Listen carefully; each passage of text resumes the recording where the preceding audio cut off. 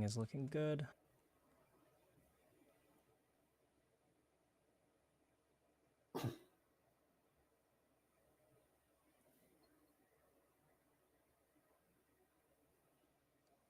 All right. Looks good on YouTube. Looks good on... Let's see how it's looking on Twitter.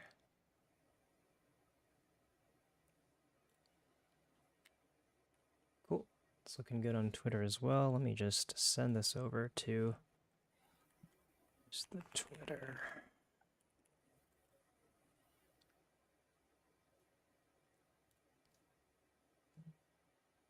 All right.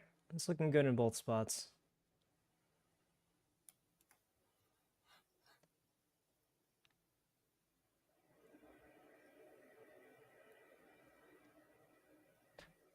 Okay.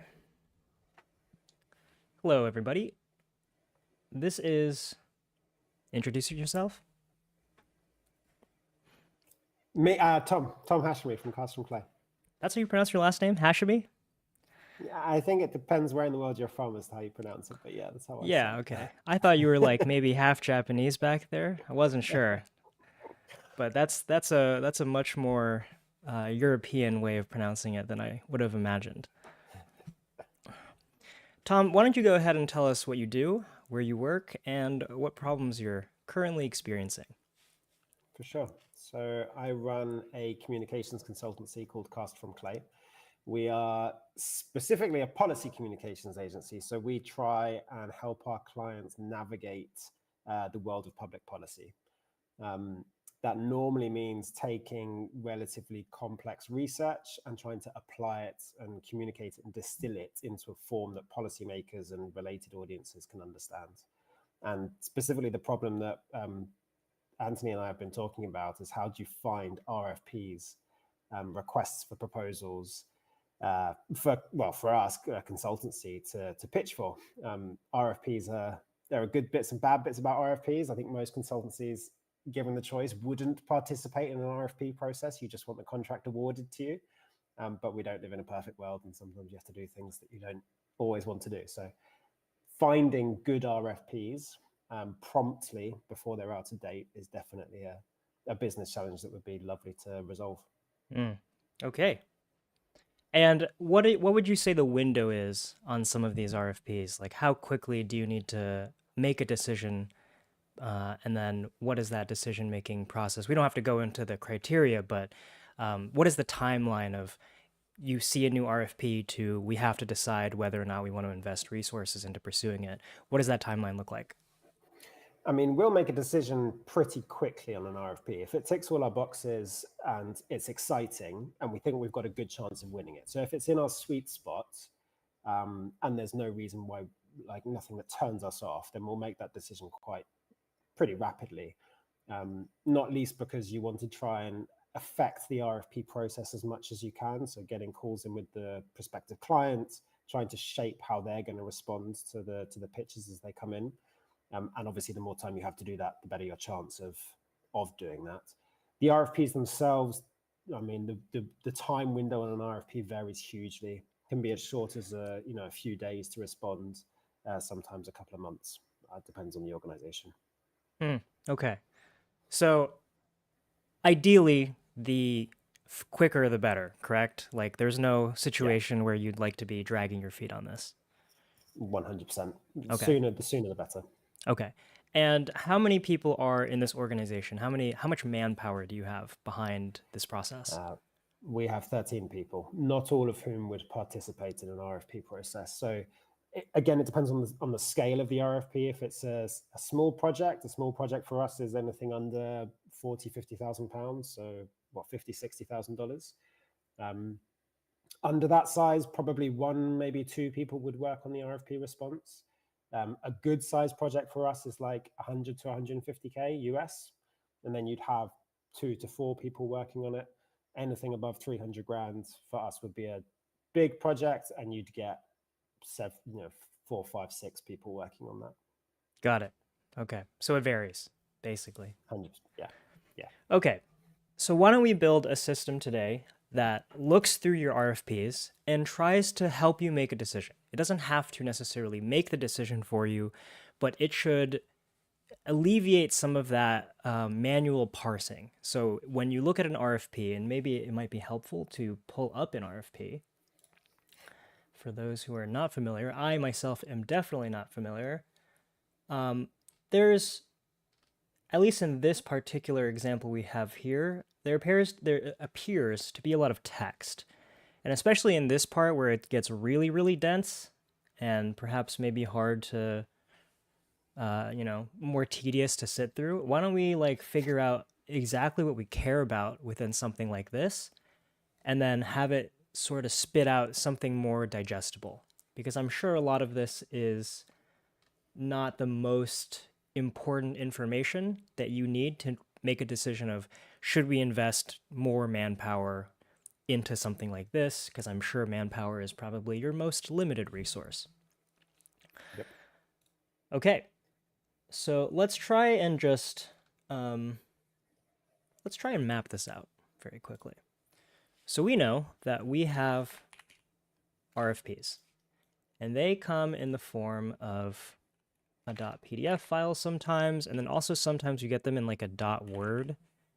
Based on what I was seeing, I'm not sure if that is always the case, but we know that our RFPs, for the most part, look like this. Now this can just go away. So what we need to do is we need to find a way to go from an RFP, which is in this format, to some sort of decision or some sort of text output that helps us make a decision. And so my thinking here,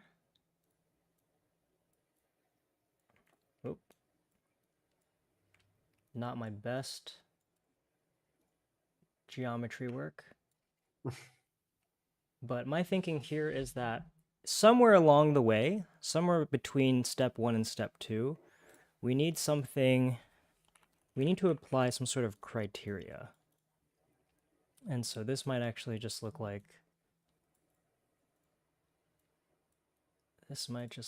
this.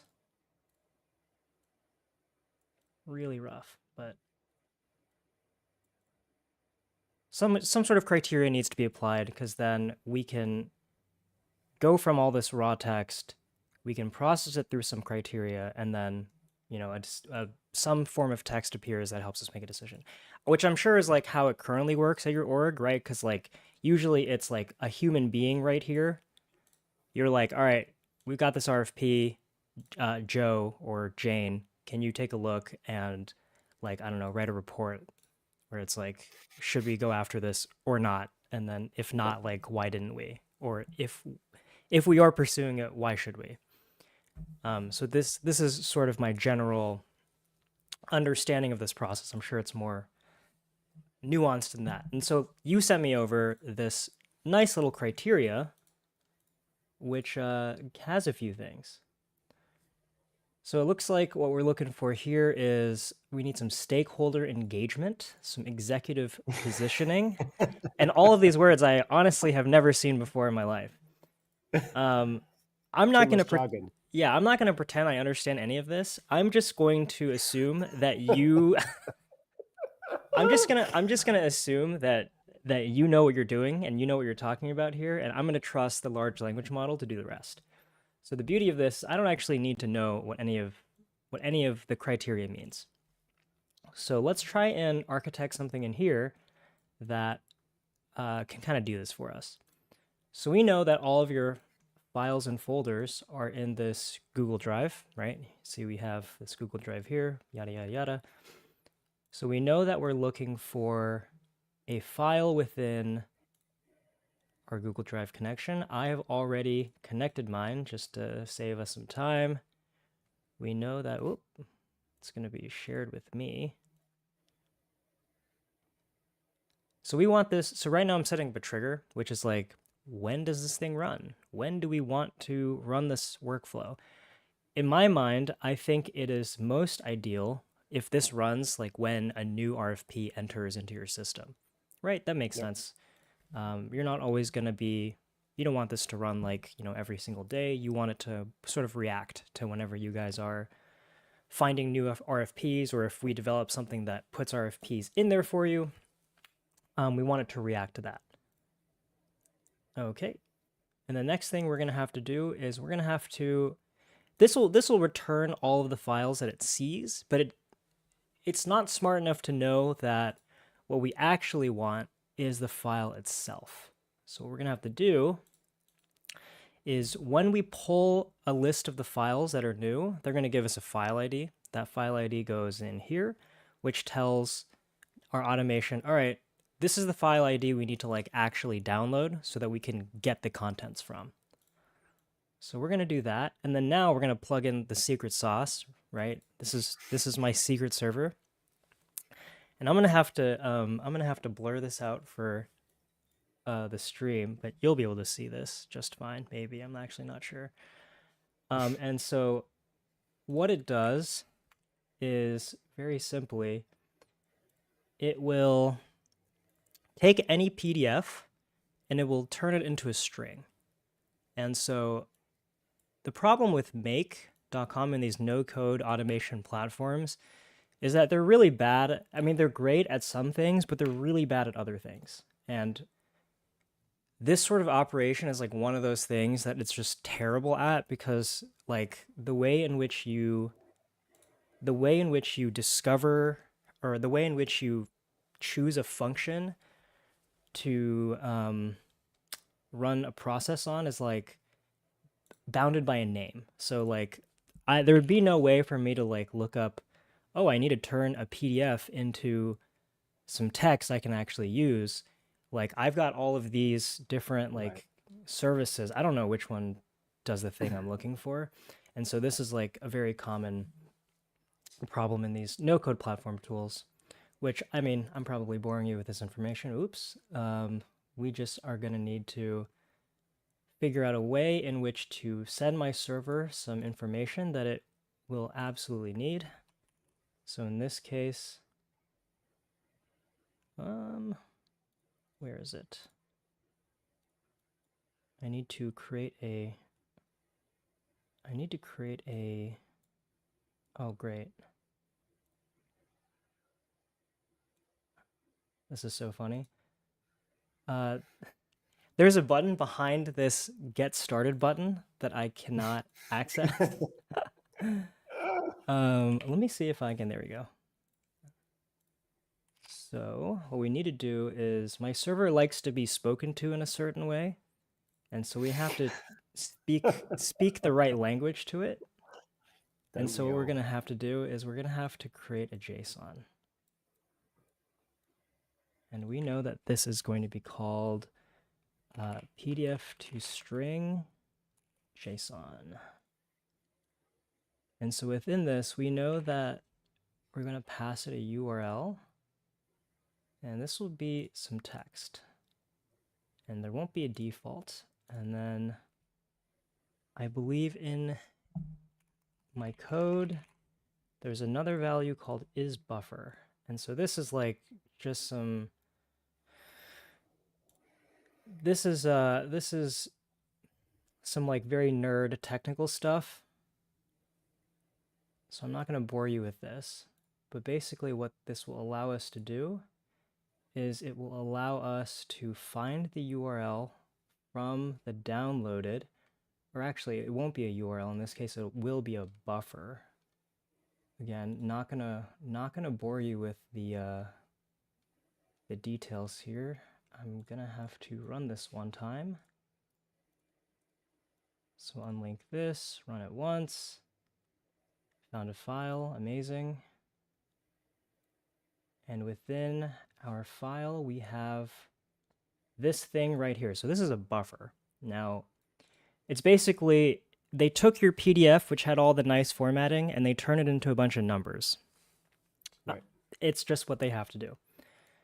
And so my server likes that. So, but it needs to know that it is a buffer. It's not just gonna, it's not smart enough to just look at the numbers and think, oh, cool, this is a buffer object. So we're going to have to go in here where it says data and then select is buffer. Now, if I've done everything right on my server, in theory, when I run this, this little node will spit out all of my, it'll spit out that RFP as just text. So let's see if I did this correctly. And one more thing I'm going to do, whoops, is I'm going to tell it exactly which RFP I want to look at. So we'll pick Green Climate Fund, and we'll see how my server does. This is entirely untested. Awesome. It looks like it didn't work. Okay. You know what? This is not surprising, which is why I have a backup. So we're going to go ahead and delete all of this. And this is just, I had a feeling Google Drive was going to be a little bit difficult for me to implement, which is why our backup is going to be for Airtable. And so I've actually gone ahead and created a Airtable base that looks like this. And essentially, we're going to drop all of the RFPs onto this column. And we are going to populate the database based on information within that RFP. So we're going to go ahead and select the cast from clay base, which is what we're working in. It's going to ask us the table. It's just the default table 1. Trigger field is going to be created because that's all we have. We're going to go by name. Need to silence my phone. Okay, so we know that the Airtable now will watch for records and will return us that row. What we need to do now is we need to do the same thing that we were doing earlier. This time, we're going to not deal with the buffer object. So I'm going to have to blur this very quickly again. Okay, it's blurred. Cool. And then I believe the endpoint for this is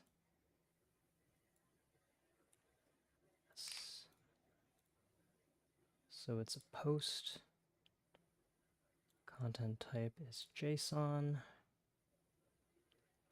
And request content should just be, oh, it needs to be another JSON object. So we gotta specify. The URL will be the RFP PDF, and this I can show. So very quickly, creating some language that my server will like. Make sure this is set to no.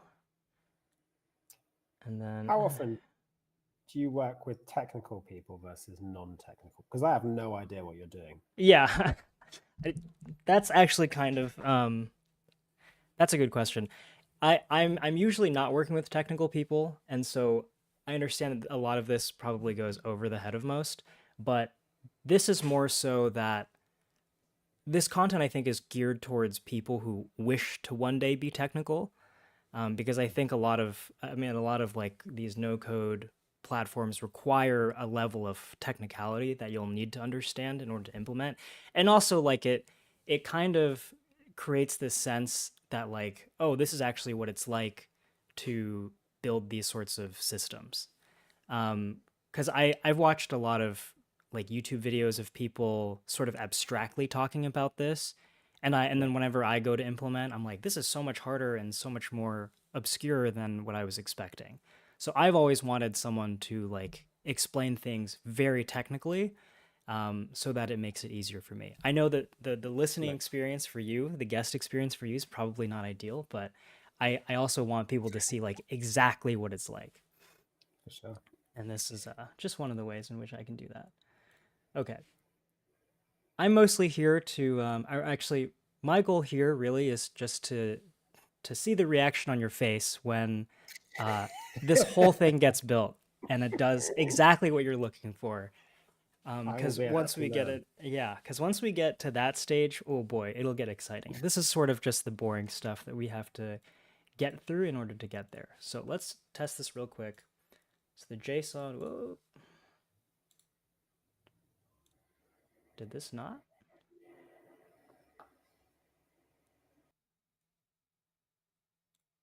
This doesn't look like it did. Choose where to start. Might have been because of that. Huh.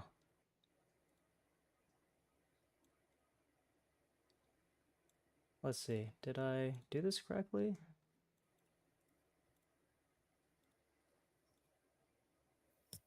Yep, we've got a PDF in here. Oh, there it goes. Okay, awesome. So, um, after all that, now we have your entire PDF as a big old string, right? As you can see here, there's all this text from that PDF that we have. So, now, this is the fun part. Now that we can dynamically get the text from any sort of RFP that you have in any sort of database, what we're going to do is we're going to ask ChatGPT. I got to connect my OpenAI account.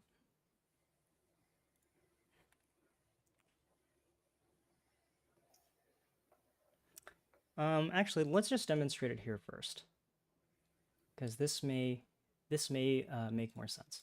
So we have your criteria, right? So we're going to say something like, this is my criteria for assessing RFPs. It'll know what RFPs are.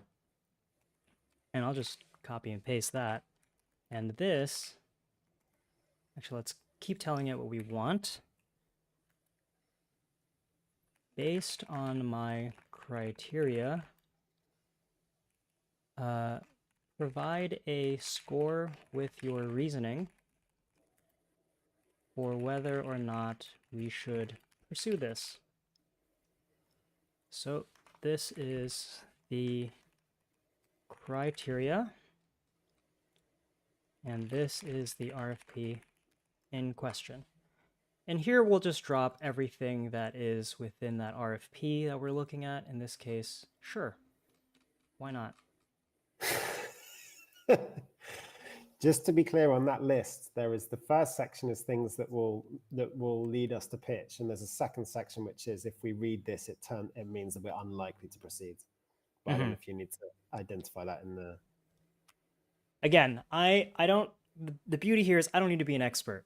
I am Fine. betting that this large language model understands context well enough to make the proper assessment. And if we need to break it down into further steps to ensure that it's consistent, we can do so. Fine. Cool. So it says, based on the provided criteria, let's evaluate the suitability. So it says, alignment with service offering. RFP emphasizes stakeholder mapping and engagement, aligning well with this creation. Some more content, which I'm reluctant to read out loud. And then we've got red flags to avoid. And then, okay, finally the recommendation, which is to pursue the RFP. It says it aligns well with most of your service offerings and expertise with no significant red flags. And while this is only one example, your ruling on this was yes. So nice. It looks promising. Yeah. Looks promising. So again, I didn't have to, nothing technical. We just dropped in a criteria, dropped in an RFP, and then we let the LLM do its magic. So the question is, how do we get this to, like, this is a lot of text, and even reading through this, I mean, reading through this is probably better than reading through that whole RFP. But like, how do we like record this? And so that's what we can do here. I have to still plug in my API key so that I can actually build with this.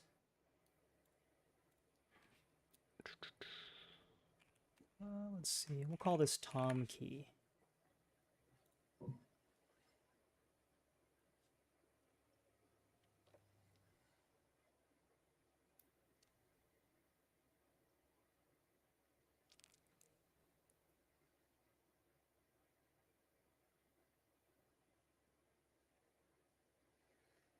Okay, it's taking its sweet time over here.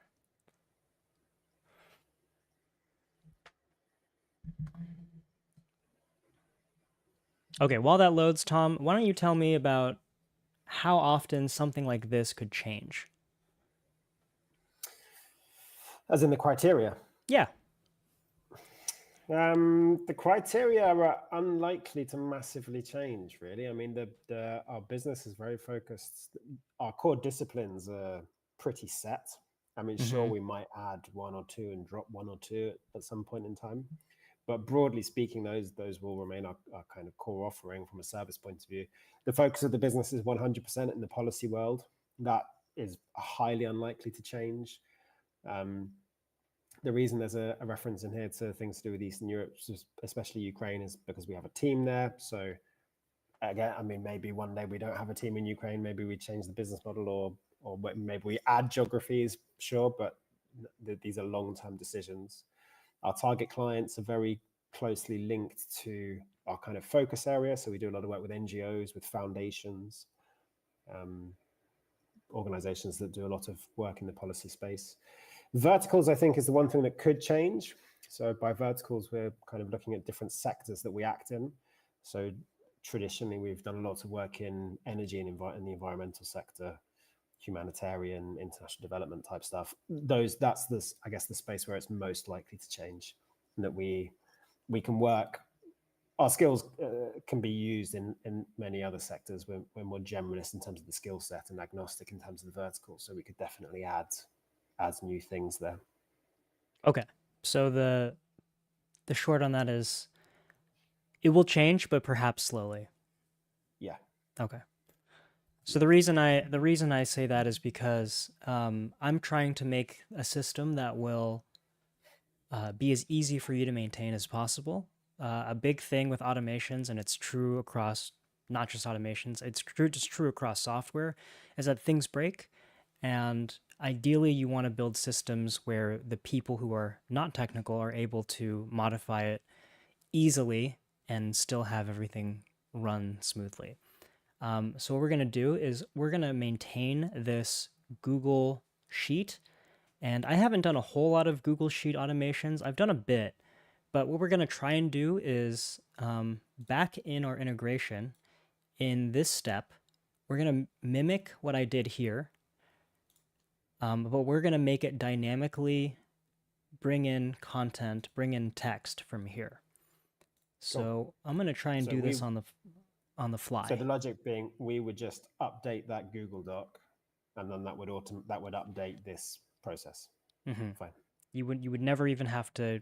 Once I build this, you'll never have to be back in here. It'll just run on its own for you, and then very cool. You will get either emails or any sort of notification saying, "Yeah, let's go after this," or "Let's back off." Very cool. So let's do that real quick. Let's see. Create file from folder, or create file from text. That's probably not what we want. We probably want. We need a way to get text from a file.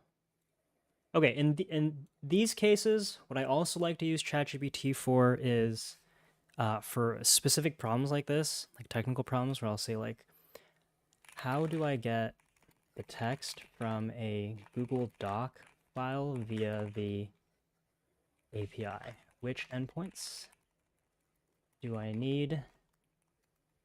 Sure. All right. Got to connect it, got to log in.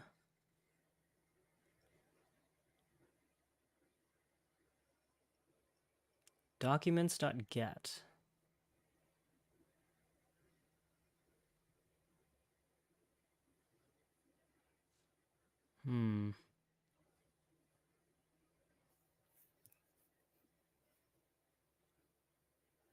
So they're making it sound like there's another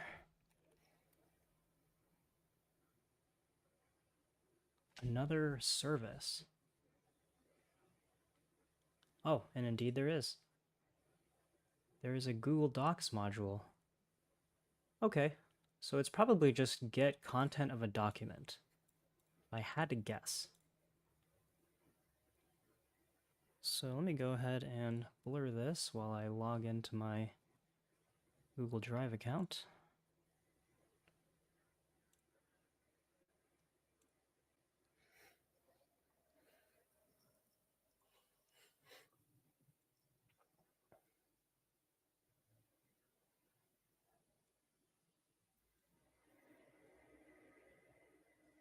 Okay.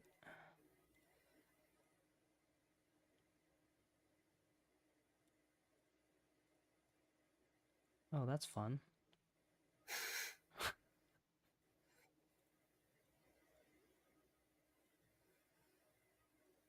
Is it in here? Nope.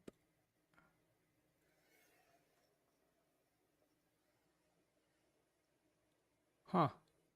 All right. We're going to have to find the document ID. So Google is like, I feel like very notorious for it being difficult to work with. So let's just not do that. And instead, what we'll do instead is we're just going to create a, boy, this is really just not the best way to do this, but for the sake of time, I'm just going to have to do this. What we're going to do is we're going to create another table in your Airtable. We're going to make sure it is the proper type. We're just going to drop this in. We're going to call it the criteria. We're going to do created by, whoops, not created by. So this is just some very like boilerplate, I have to do this in order to get this to work kind of thing. We would never, this would never actually be done in a real like production automation. We would just sit here until we figured out the Google Docs automation is really the actual solution. But I don't feel like doing that, so we're just not going to do that. Instead,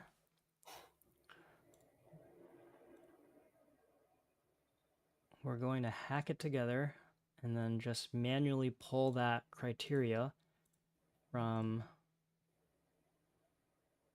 the second one. Name, okay. There it is. That is the record ID we are looking for. And then ideally, when, let's see. So this would be a good time to plug my API key into this. We can call this Tony's OpenAI account and save.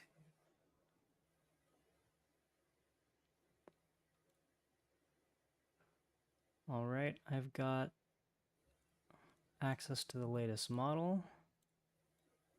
And then let's just drop everything in there that we have. So we know that this is the RFP. What did I say before? I said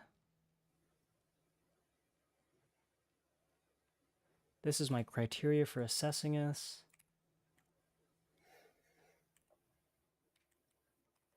And this is the, what did I say? This is the criteria?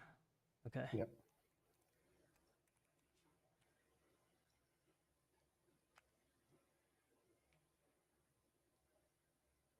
Based on my criteria, okay. So this will be the RFP. And in theory, this is the criteria. This will produce some sort of text result like we saw here, all the way down here. For now, let's just go ahead and send this to you as an email. And then what we can do later is we can actually take the response from ChatGPT. If it says that we can say like, if it seems like the answer is to pursue, then we can do some other like workflow automations. Maybe like maybe like send an email. So we can say, okay, look in the RFP, find the relevant emails, and then send them an email that's like, hey, this is who we are. We'd like to, I don't know, have a conversation. What is that? Yeah, what does that process look like? Are there emails I in mean, there? yeah, they normally are, but they're normally, I mean, it depends on the organization. Sometimes they'll say you submit questions by this day to this email address and we'll publish all the questions we receive. Sometimes they say don't contact us at all. You have to submit the pitch. You're not allowed to talk to us. I think in terms of like a post decision, what would be most useful from our point of view would be posting it onto, we use monday.com for project management. We're Oh, do like you? posting it onto a Monday board, onto our new business boards, and assigning it to a project manager based on what the content. So, for example, the person that responds to a website RFP is different to the person that would respond if it's a public affairs brief. So, based on what the content is, if ChatGPT says, yeah, this is likely to be interesting, that gets triggered to the person who should review it and make that final call as to whether it's worth investing time in to proceed. Got it. So there are some details within the RFP that you'll have to look at and then make a classification. And then based on whatever that classification is, whether it's for person A or employee B, it Yep. depends on that classification to determine who reaches out, or even if you have to reach That out. would, yeah, it's not even, it's the reaching out is less the thing. It's more just who should review it, right? Because we want, when I was thinking through ahead of tonight or this morning for you, I was thinking about, well, what would actually be most useful? And it's not that we want the decision to be made. It's more that we want the first sift to be done. But the human is, I feel like we're always going to want to make that final call, is because we'll spend a lot of money responding to it, right? Of So course, of course. um, and so I was thinking about how specific the criteria should be, and arguably it should be a little looser so that we can bring it in. Does that make sense? That does make sense. Which is why I want to give you, which is why I wish this Google Doc integration would be easier to work with, because then you can just edit that document on the fly. And once we get this Yeah. set up and architected, yeah, you can just play with it to your heart's content without having to know any of this technical nerd stuff. Um, so once we're off stream, we can do that as We well, can but figure it out. we can figure it out. But for now, are you in the chat room still? I don't believe so. It should just be that link that I sent you earlier today to get into the room. Hold on. Because I'm gonna plug in your email right here, and I don't want to have to say it on stream. I'd much rather just I've got the. I mean, I don't mind my email being public. It's already a public email. well, You tell me. it's mostly just out of you never know, I feel like some people Yeah. will see this and think, "Oh, it's time to turn on my email bot." My And you'll wake spam up, bot. yeah, and you'll wake up with like 100,000 emails, and you And don't none of them will be RFPs. exactly, none of them will be RFPs except for one. One will just get buried, and that'll be like, the best opportunity of your career, and you'll just not see it because your email was leaked. I clicked on the link in your email, but it takes me to a request to join screen. Oh no, I'm just talking about the screen that we were in to begin with. Like, Yeah, yes, I'm still there. The okay, ping so doesn't. yeah. So in the chat, do you see the chat box? Yeah. Okay, can you drop your email in there? I've just typed here. Is that the right one? Yep, that's the right one. I just want to paste your email into this field. Okay. So I'm going to go ahead and create this. So the subject is going to be, can I just, okay, I can't. So we're going to make this, the subject of this to be RFP summary. So every time you get a new email, it'll say RFP summary. And then actually what I'm going to add as well is maybe a title. So that will be the name field in that Airtable. Cool. So it'll say whatever you put here. Actually, need to. So whatever you put in here will appear in your email.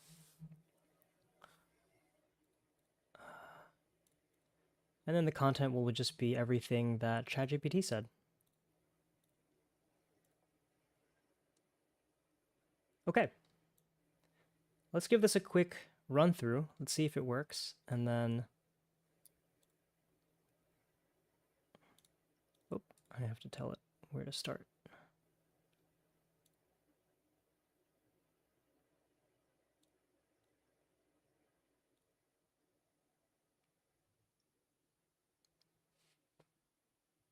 Go ahead and pull up that email that you gave me earlier.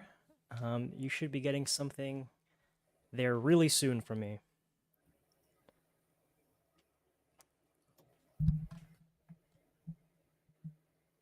Let's see. It's still running. But as soon as this is done, oh, there it goes. Yep, got the email.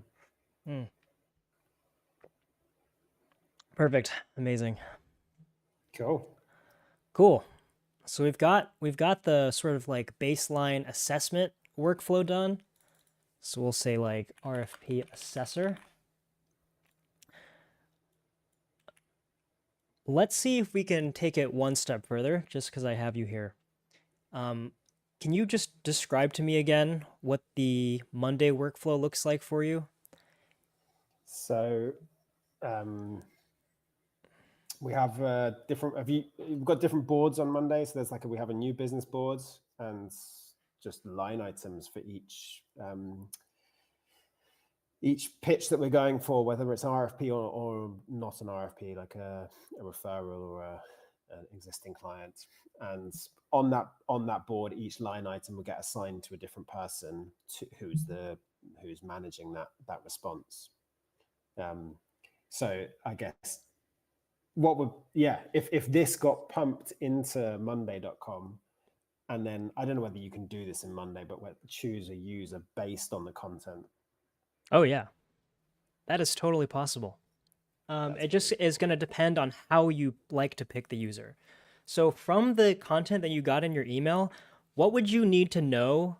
What would you have to ask? Or can you just walk me through, like you get the email that I just sent you, in your brain, how do you decide who that goes to? Actually, and while you think about that, let me go ahead and pull up the actual email so that when I go back and turn this into content, the viewers will understand what I'm looking at. So hold that thought.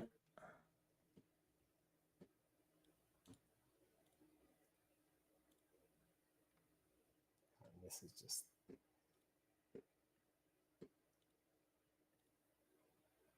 Okay.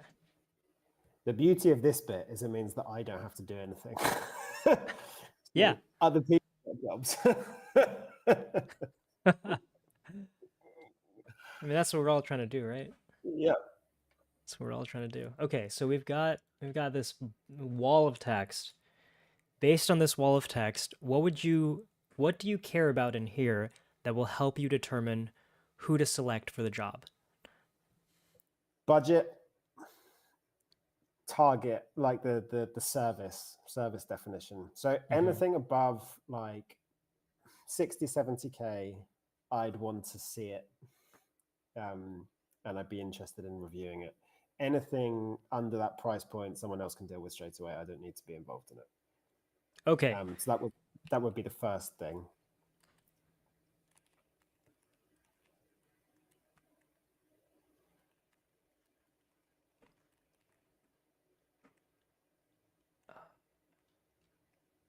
Okay, so that's the first criteria. Else give to someone else. Who is going to be the someone else in This is this? where it will depend. So if it's public affairs work, Okay. it would go to my colleague Jamie. Okay. If it's web development, website design, web development,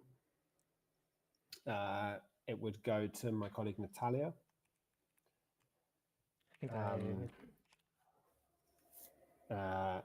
Then if it was design, it would go to a different colleague. I mean, there are like 4 or 5 people that we'd ping it out to. Design, it would go to Cat, CAT. Or, like the animal. Okay, awesome. like the animal. Actually, Natalia would probably also get communication strategy work. If no, so there's another category 4 communication strategy, and that would also go to Natalia.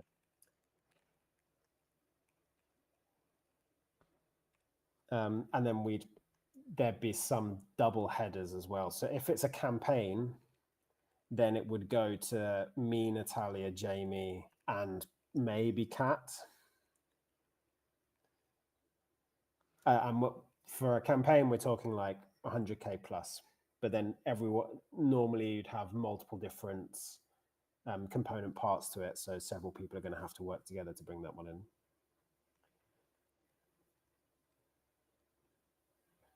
Okay, so if it's 100K plus, call the entire platoon. Yeah, basically. Okay. There's no, like, it's going to require different heads with different perspectives on how to get it done. And then if it's not 100K plus, just give it to, who does it go to? If it was probably Natalia. Okay. Natalia's our head of strategy, so she basically she leads.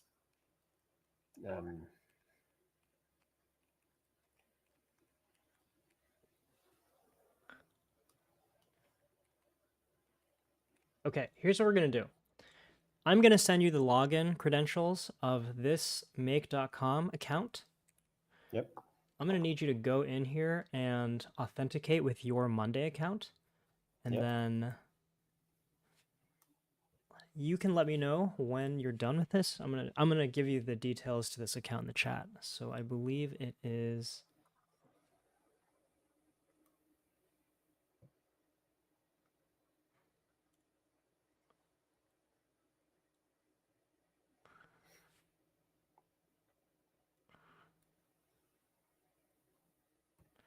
Boy, I made this account like probably 45 minutes ago. I don't even remember what I said. Oh, there it is. Short-term memory is shot. And I believe this is the password.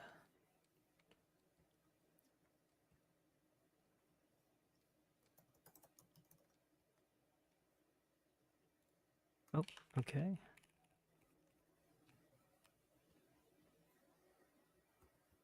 Cool. Doing that now. I believe that is.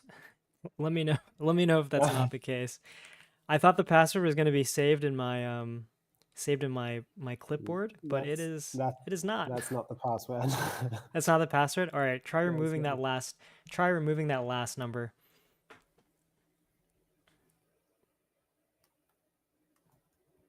And then if that doesn't work, try replacing that last number with an exclamation. Replace the number with an exclamation. Replace the number with an exclamation. No. All right, cool. Just going to have to change the password. Let me try them again. It's make.com, right? Yes, make.com. Yeah.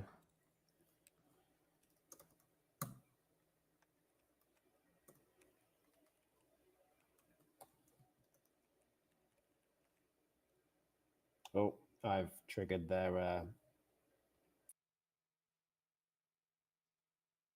Oh? Tom? Invalid password.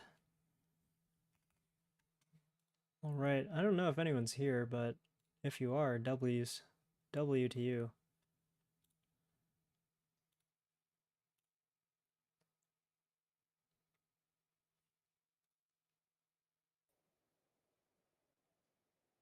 Sorry, You're back. I closed the wrong browser window.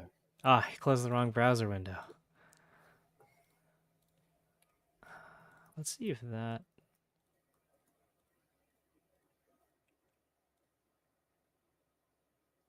Ah, okay. I've gotten to the bottom of this. That is the actual password. Cool. Okay. I'm going to go ahead and create a new scenario to help you get up and It's running. too many failed login attempts. It's not letting me Too log in. many failed login attempts? All right, we're going to have to wait a few minutes. I'll just select any one of these here. Oh, I see. Create a connection. Okay, so you're going to have to do something for me. You're going to have to go into Monday and fetch me an API key. Let me try and find some documentation to help you do that.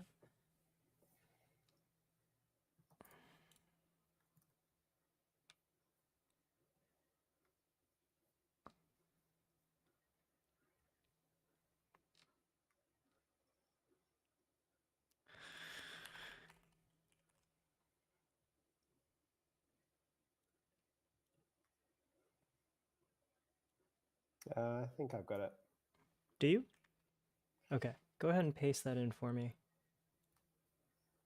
Tell me if this is the right.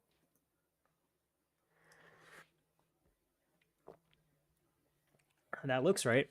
I don't know if that'll actually be right. Let me blur this so nobody can see this, because this would be a terrible thing to expose to the world. You'll just wake up and your entire Monday board will be gone.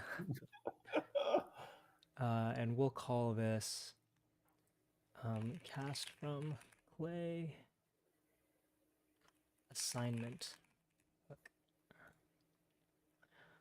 Okay, this I can expose. So right here under board ID, it's asking where it Which wants board? to, which board. If you can put it in project workspace, and then there's a subfolder new business active leads. Active leads. This one? Yep. Or actually, there's another folder called RFPs, which actually might be better, because then we can review it in RFPs. Okay. And move it to business leads if the person in question wants to run with it. Okay. I think I chose the wrong starting module because the point was just to get you authenticated.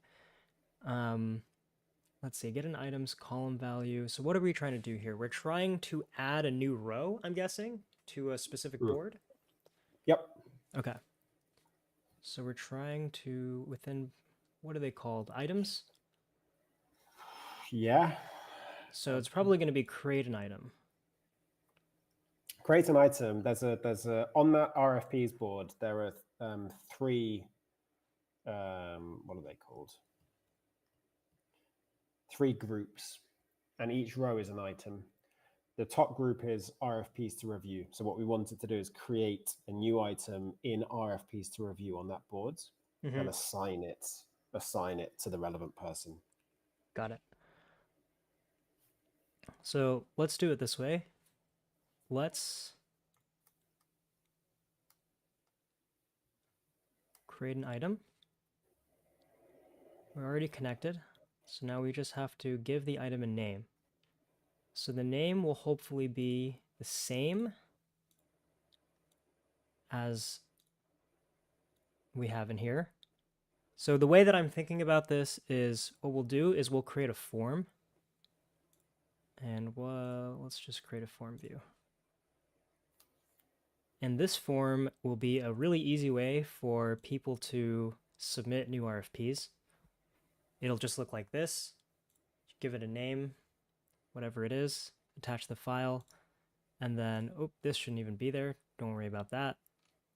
You'll just have name and a place to drop the file. And then hopefully from there, our automation can sort of do the rest. So you have RFPs to review. I'm guessing it's just RFPs public. RFPs to reviews the group ID. And let's see, this is create an item. Yep. Array of column values to change. Oh, they do it this way. Okay. Interesting. So it looks Wait, like there's a hold. few column items here. Yeah, these the ones. Yeah, this is it. Yep. Okay. We don't need these. So this is, I guess, our internal process. So I think I don't need this to be automated. This is if we choose to respond, then this would get filled in. I see. But how are we assigning things here? Because There is a sale. There's a you're saying sales rep column. okay, yes, I see that. And then it's asking me for a person or team. Yeah, people. Okay. And then it's based on this. It's based on this, correct? Yeah. Okay. So This is let's really cool. do it this way. We know that. Ooh, Yeah. there are some there are some emails in there. Okay, I didn't know Monday was gonna do. Well, this is all just gonna be chopped up by me later anyway. The blurring thing is really just to save myself work when I'm in the video editor and just chopping things up so I don't have to put actual blurs in there after, but for the sake of this we can just what I'll do is I'll give it a pseudo value and then we can deal with What it does that later. mean? Like right here, I'm just gonna make something up and add in the. I'll just say like cat. This won't work, but then like later Fine. down the line, I can just actually put in the real value. Fine, Just so it's just so I can give you an idea of like what this is gonna look like. Okay, so this is okay. So what we're gonna say is we're gonna call this assign new RFP to cat, right? And Poor cat. we're gonna clone this a bunch. What? Cat's gonna get a bunch of notifications. It's 8 o'clock on a Friday night here in London. So Oh poor my Cat's god. probably got Monday.com on her phone. Oh She's no. just going to be like, Just gonna why am blown I up. getting yeah. Yeah. Why am I getting assigned work? What's Like Tom 10, giving me? yeah. Yeah, you can explain it to her later. Okay, so we know that Jamie, Natalia, Kat, and you are the people responsible. So just so I can keep everything straight in my head, or so that I don't have to keep everything straight in my head, we're just going to create a bunch of these different Natalia.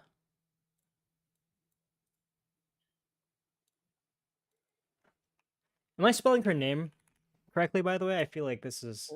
No, but I didn't think so. it doesn't matter. It's NATALLIA.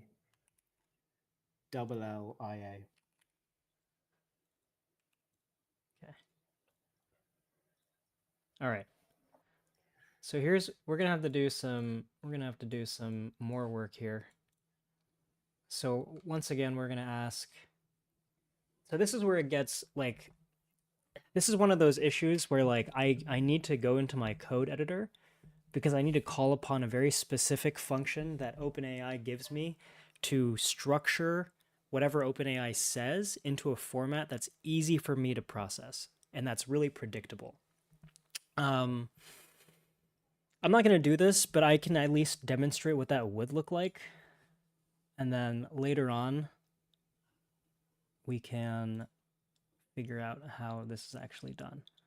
Okay, so we're going to put this in here. This will happen right after that email gets sent. So we know that we already have an assessment step. That assessment produces an assessment. And what we can do is we can look at that assessment and we can say, hey, ChatGPT, you have assessed something for us before. Tell me what type of tell me who this should go to. So Where's that text that I did?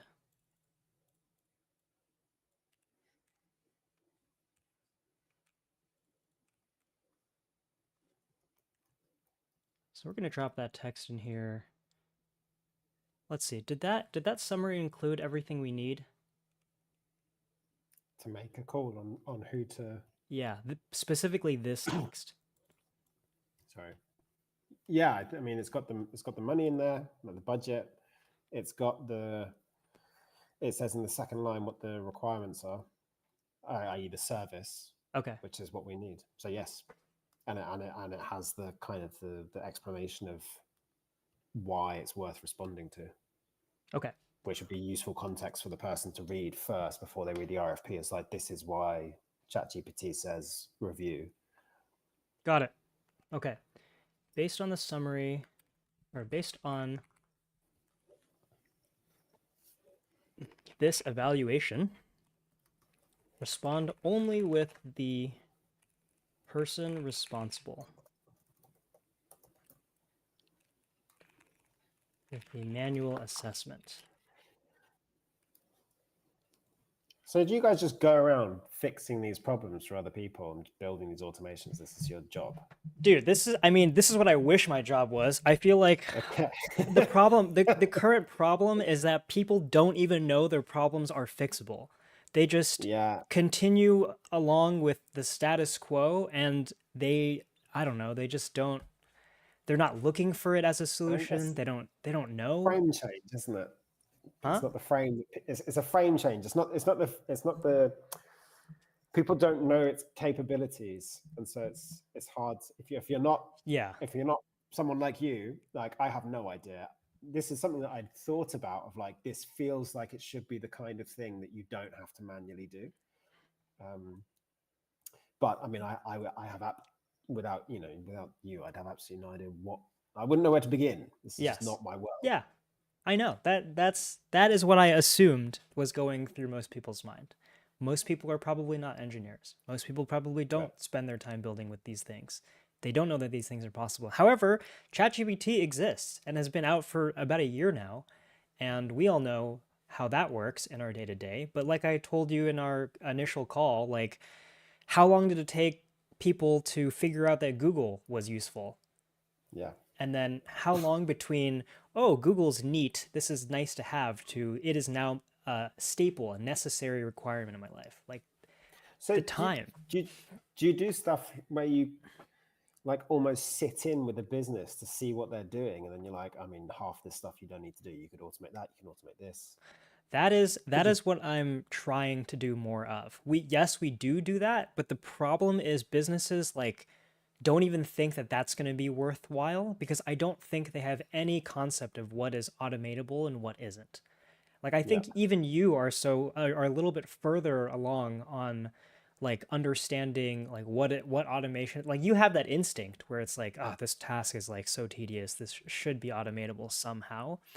And I'm just lazy. Yeah.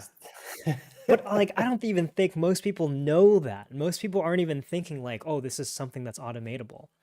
So I don't know, I'm going to take you off topic. So I do this interview series where I go and interview policy campaigners, right? And I have a half-hour conversation with them. I do the thinking, the research myself about what to ask them about, and I kind of want to, given that I'm going to be interviewing them. But then I get the transcript gets pumped out by Google Meet. I tried putting it into ChatGPT and getting ChatGPT to edit it, of like, what are the interesting points? And I tried it a couple of times. It didn't really work. But that, again, feels like something that just should be automated. And I wonder whether I just don't know how to ask it to do it in the right way. Mm-hmm. I mean, yes, it's possible. I've actually built it for the organization that I work at. And again, it's just like what you're seeing here, right? Anything you can conceive of that you can do in here in ChatGPT, you can build an automation. You can build an automation around that, and it's varying levels of complexity in terms of the number of steps we have to run. Like, as you can see in this automation that we're building now, it's an automation. It's a ChatGPT call on top of another ChatGPT call. So it's like we're asking ChatGPT to self-evaluate and get insights and actionable details from them. Like right now, what I'm going to do is after, like, once this whole module, this whole node gets built out, it's going to spit out one word. And the word it's going to spit out is either Jamie, Natalia, Kat, Natalia, or like, I guess maybe multiple Everyone. words. Yeah. Or everyone. Yeah. Everyone is probably, you know what? Everyone is probably a better word here.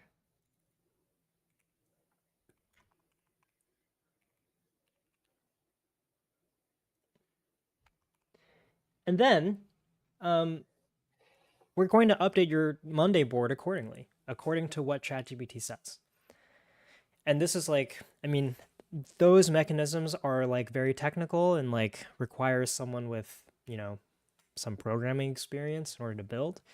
But like anything you want done based on what ChatGPT says, you can do. It's possible. But people don't know it's possible. People have no idea that like you can take this and plug it directly into your business and to help you make decisions. People don't know that.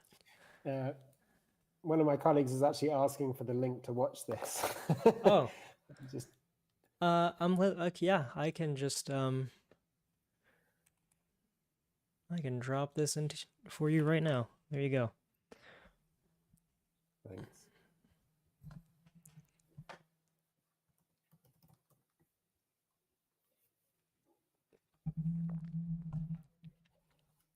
Oh, that clip, that's gonna make for such great content.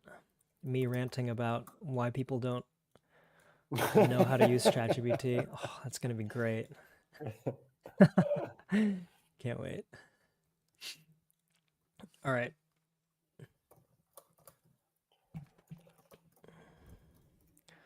We're gonna edit these.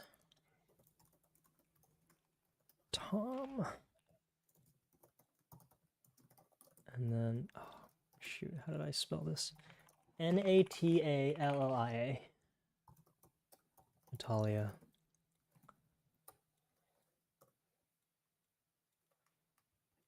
Okay.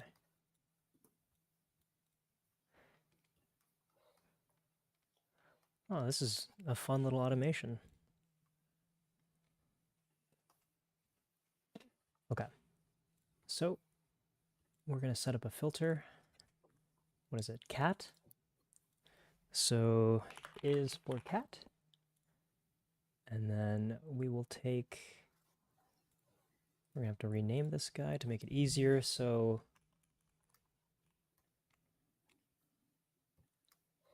we're going to call it a sign. And we're going to look at what ChatGPT says in our assign node. So this is going to, in theory, return some text that will contain the name that we're looking for, which in this case is cat. And then we're just going to replicate this. What is this? Jamie? Am I spelling Jamie's name correctly? Yep. Yep. Is Jamie.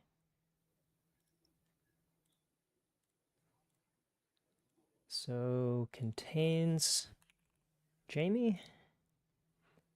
And then this is going to be for you, Tom. Is for Tom. Run in here. Okay. Here's what ChatGPT is saying. And if it contains the word Tom, we run that node. And is for Natalia. Same deal. During our assessment, we're going to set this equal to, or this will be whether or not it contains Natalia in it or not. Okay. So it assigns a new RFP. Do we also want more information in here? So for example, whoops, this is not correct. Oh, actually, wait, there is one more, which is what happens if it's for everybody, meaning it's a,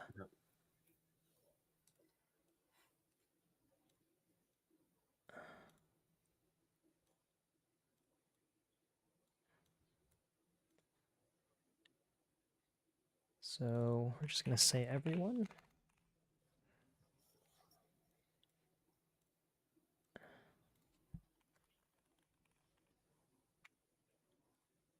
Conditions, same deal. Contains everyone. Okay. We'll rename this to everyone as well. All right, so now we've got the assignment step built. In that monday.com row that we create, is there any other information that you want piped in from the RFP? The the name. So it should be. Let's have a look at the IF. So like in here, ITT is the client. So maybe it's ITT dash strategic communications. So it's the. Oh no, wait. The Financial Reporting Council is the client. I think the FRC. What's the ITT? Basically, we just want some kind of name. It doesn't actually have to be invitation to tender. Fine. And okay. So we're not interested in that, but we are interested in the Financial Reporting Council. So it would Okay. be what we want from that is Financial Reporting Council Public Strategic Communications Brief or something like that. Got it. Okay. So in that scenario, let's go ahead and add that here. So we'll make another module. Chain this with this. Or, I mean, I'm adding complexity here. There is one other thing that would be really useful, which is the date that the deadline is. Oh, okay. Is that in here anywhere? No. No. No, Okay. that should actually be a criteria, right? Because it should be if it's within a week is pushing it for a response. So it kind of has, the deadline has to be at least a week away for us to really respond to something. I mean, we could do it faster, but it doesn't really give us time to play the game. I understand. Okay. And this is why once we're off stream, I can actually sit down and bang my head against how we can get it to plug There in will be with loads this. more stuff as well that I just haven't thought of and once it starts working, I'll be like, oh yeah, that doesn't work for this reason, or at least, yeah. Yeah. But for now, we'll just get something up and running and then Definitely. we can improve down the line. So maybe something to add down here is must also include deadline.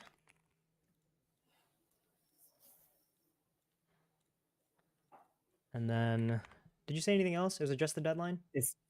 So the deadline itself it would be useful to put into Monday because then it will fill in the timings thing and just helps people prioritize. But also the time to the deadline would be an important thing.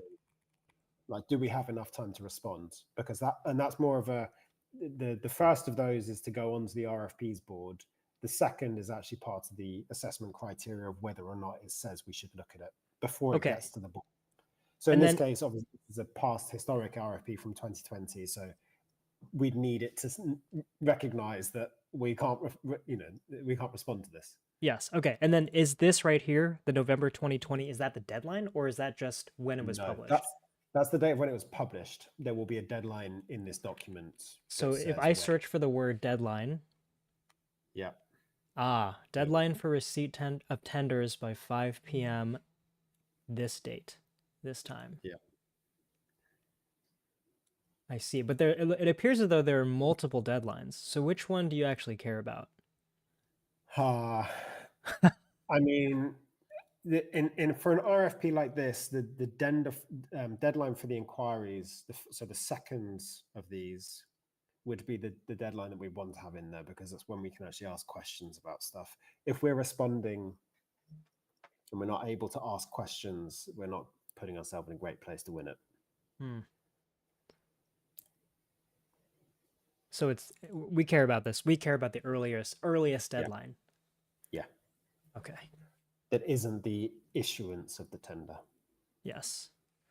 Must also include earliest deadline as well as time to deadline. Ensure it is not fetching issuance date. So probably the key word here will be deadline that we'll include in the prompt. And this will make it harder for us to test to make sure it works, which will make for worse content. But I think it could still be helpful based on this RFP assessment. So what we're going to do is we're going to create another node here. This is going to generate a title for us. And then what we'll do, auto align, because it's getting crazy. Let's done it again.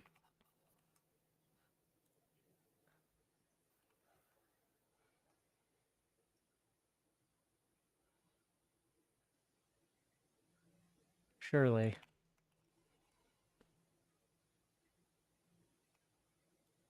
That doesn't make any sense. You know what it is? It's this get started. It's this get started box. The Monday.com button is hidden behind it. You might not be able to see it, but it's yeah, we can this just see madness. it. Yeah. It's madness. My goodness. Responsive design, huh? Click on any item. No. All right, let me drag this into my other window. And then, there we go. My goodness. Okay. So, I can't see this. I'll just drag it on. It'll be messy. It's okay. But what we want is we're creating a title. So we want to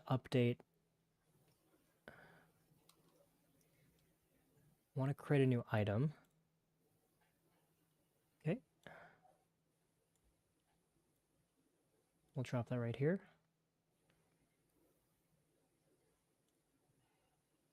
So the item name is going to be the output from here. And then we said what, RFPs? Yep. Okay.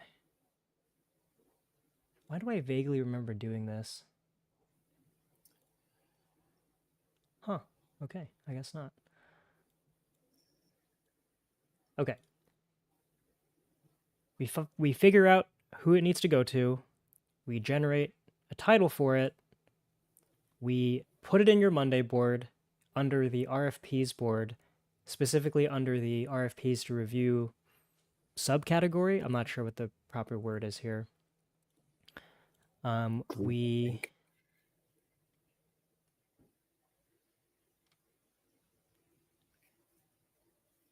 see.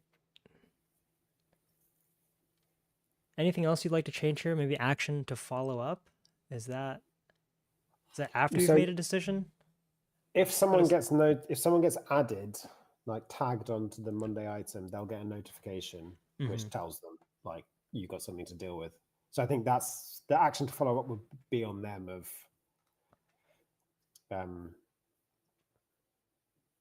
so it's like it's after the assessment has been made and someone's manually reviewed it. Yeah, exactly. I don't actually think we use that column at all, to be honest. So okay, superfluous.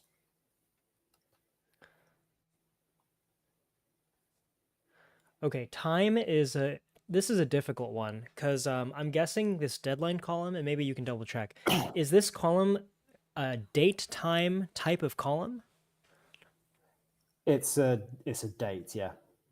Okay. Dates are notoriously difficult to work with as a developer because every single platform has their own opinions on how date time should be measured. And because I don't want to spend the next hour of my life debugging this and trying to inference it, we're just I will drop the due date within notes. Fine. So we're just going to give it a placeholder value here. What we're going to do is we're going to do another one of these. This is where it's starting to get real messy. But now we have to find the date. So At this stage, I think we're going to have to go back and look at the actual like original. Oh, you know what we can do? No, we don't even have to do that. We can say in our original assessment, this is my criteria. Based on my criteria, provide a score with your reasoning for whether or not we should pursue this. Oh, okay. So within our criteria, let's edit this to include the date. So we'll do it in here to make it easier. And then we'll say,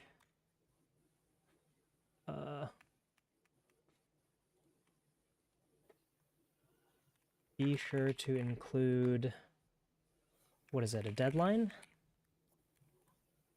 I mean, things to look for, the things to look for would be the first deadline is at least 7 days away from today.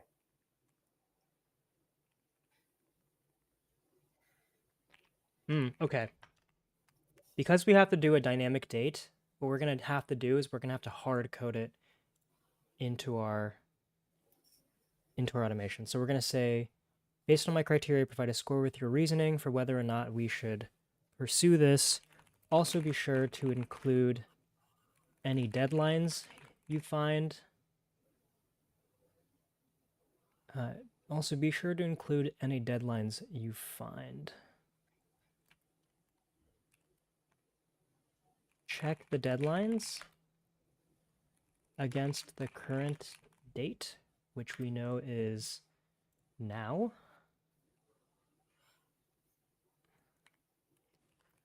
All deadlines,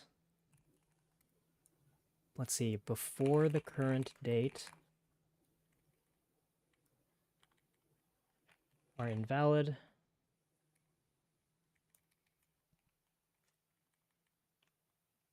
Are to be invalidated.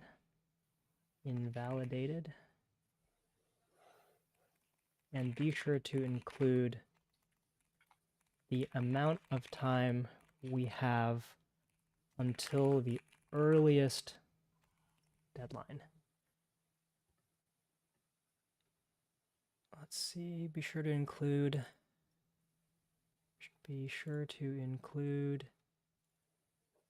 the earliest deadline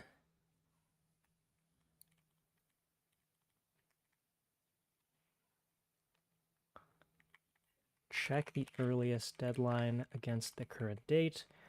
All deadlines found before the current date are to be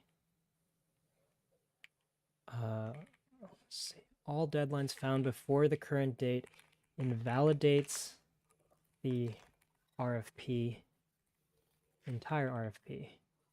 And be sure to include the amount of time we have until the earliest date. This is the criteria. Okay, that was a lot, but in theory, now when you receive that email, it'll also include any deadlines we find. And what we can do is in this node right here, which will happen after we've generated a title, we can say extract only the deadlines and time until earliest deadlines from this assessment. And we can drop that assessment in here. And hopefully if everything works as intended, generate deadlines, or we'll call this extract deadlines.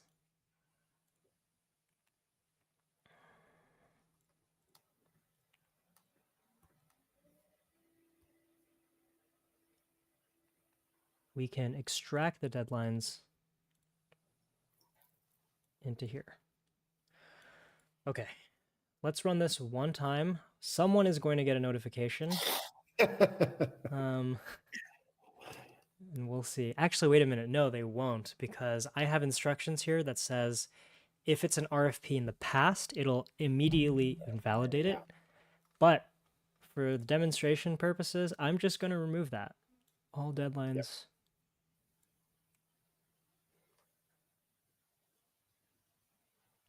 Oh, but if I, there's still some language in here that would still make it invalidate it. Because it would be, Actually, you know what? I'll just remove this. I'll just remove this and deposit that here. Be sure to include the earliest deadline. Okay. I'm going to save this and I'm going to run it. Whoops. Got to specify which RFP to look at.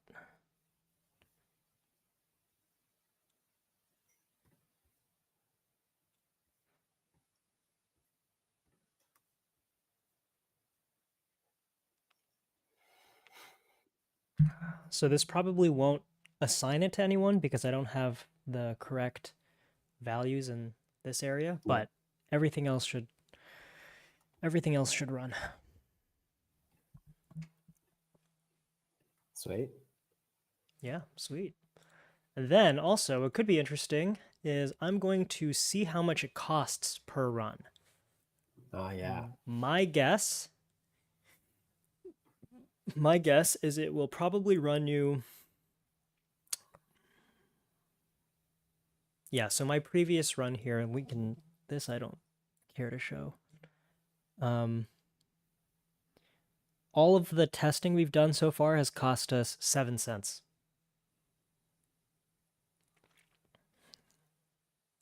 So how is that calculated? Like, is it?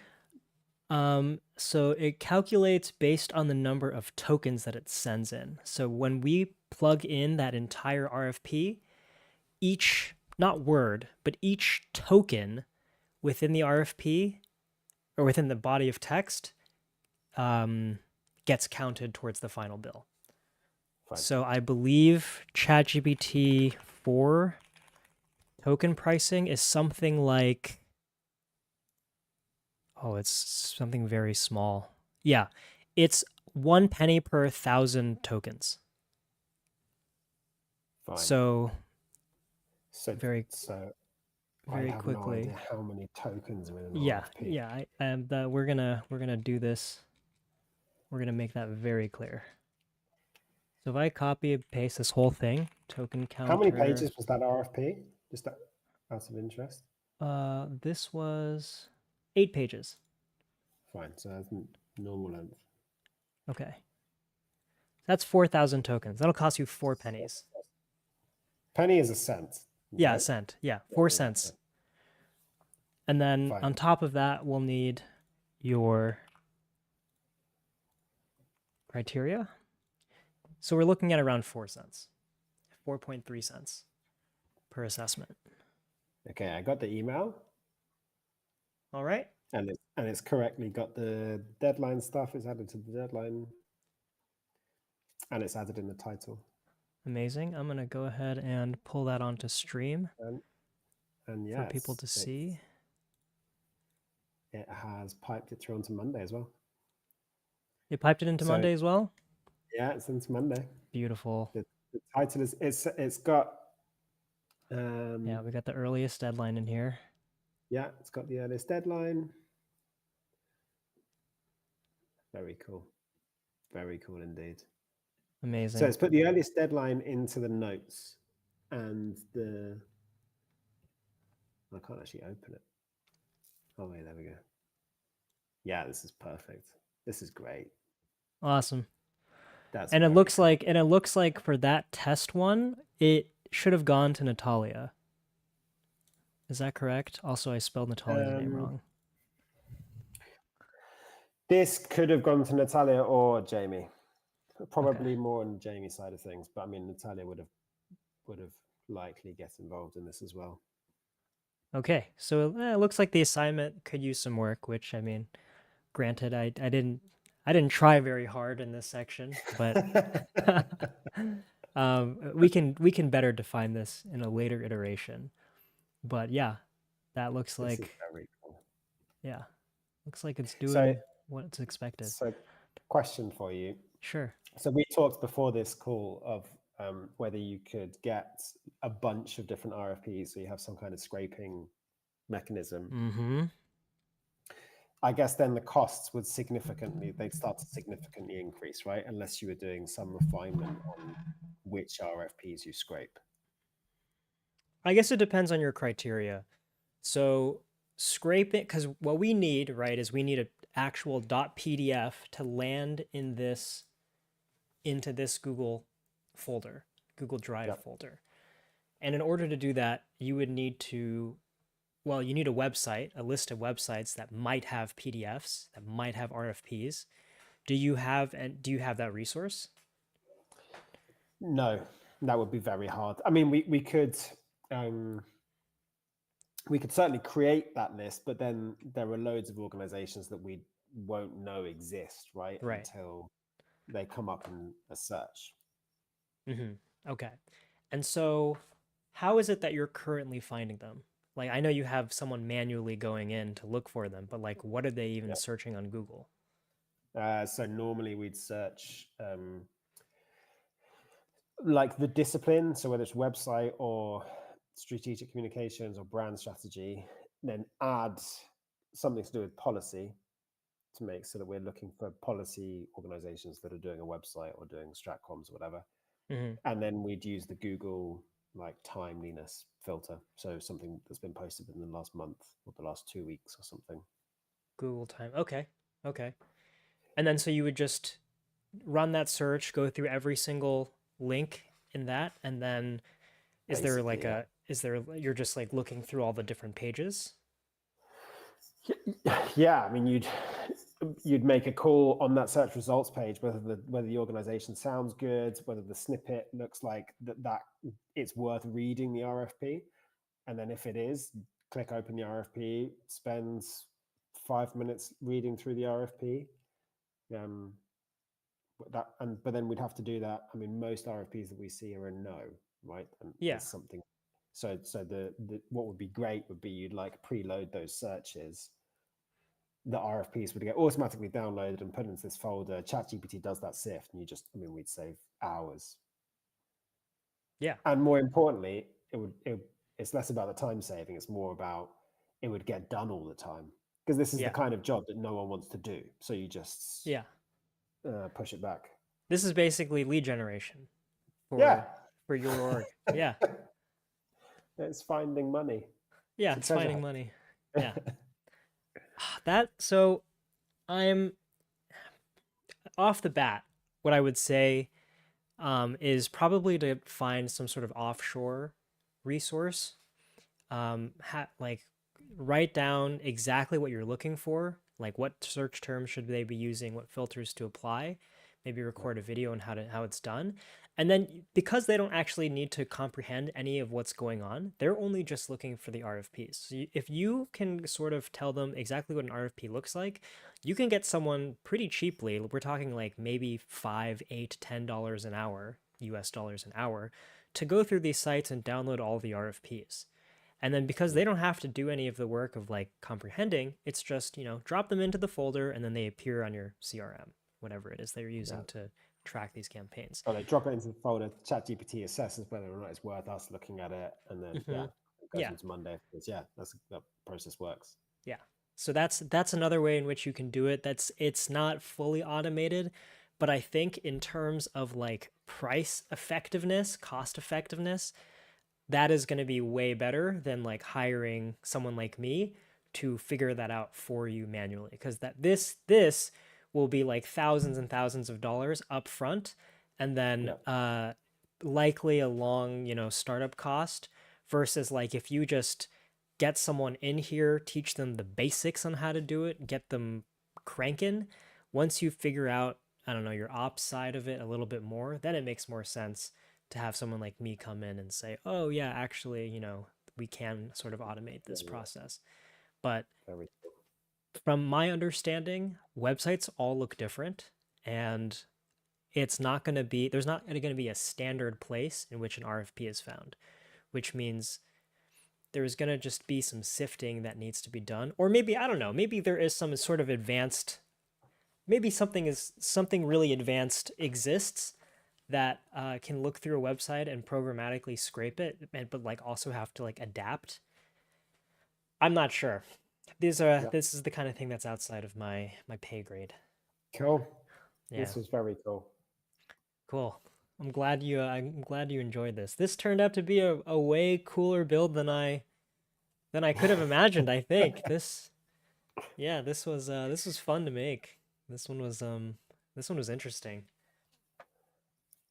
Thank you for your time. I really Of appreciate it. course. This was Of incredibly course. cool to watch and see Of that it's course. totally doable. You know, I had a call this morning with someone that was going to build something like this and turn and as a software as a service tool. We should turn this into something. Oh man, the that route I think is boy, it's definitely the better business model to like niche down and build sort of these things. It's just that it gets really complicated quickly, and from my experience, I think that is a bigger investment that I'm willing to make at this stage. There's Yeah. a really interesting company. They're called 222. They're a bit of a social experiment. They're a huge like what they do is they throw like live events, and not like live events like music, like get people in a certain venue. They like organize people to go to insert venue of your choice.